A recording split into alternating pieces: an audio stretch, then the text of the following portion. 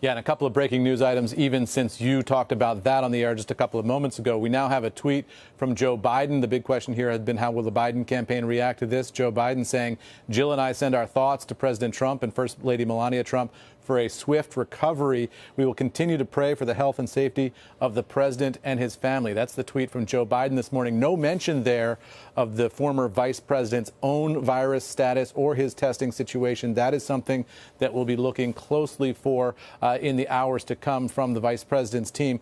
Meanwhile, I've been texting with a person familiar who gives me this information about Treasury Secretary Mnuchin, saying the secretary has spoken to the White House medical office and has been advised that based on his very limited contact with the president, that he does not feel the need to quarantine. Of course, he will continue to be tested daily, I am told, about Treasury Secretary Mnuchin. So Mnuchin not entering quarantine at this point, according to this person familiar, based on his limited contact with folks inside the West Wing. Now to that story from the New York Times that you were just talking about. The New York Times is reporting, of course, that there are some symptoms here that are exhibiting themselves when it comes to the President of the United States, so saying that these symptoms are mild, according to the New York Times. The president has had what one person described as cold-like symptoms, the Times reports, and saying that at his fundraiser in Bedminster, New Jersey on Thursday, he seemed lethargic. One person says he fell asleep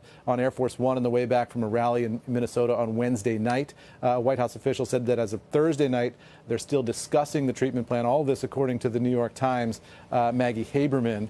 So a possible national address or a videotaped statement from the president is also under discussion here, Joe. So the president apparently now, according to the New York Times, is experiencing some symptoms. And that answers another question we had when we got that note from the White House physician's office at about 1 a.m. this morning, noting that the president and the first lady are doing well, quote unquote, but not specifying whether the president was symptomatic or asymptomatic. Now, according to the New York Times, we know that the president is symptomatic, has seemed lethargic, has been exhibiting some signs of having an active case here of coronavirus. No indication on just what the treatment plan will be and what the plans are going forward. But he does still have at least one event on his public schedule, at least as of now, for later on today. We'll see if he's able to make that appointment, guys. Back over to you.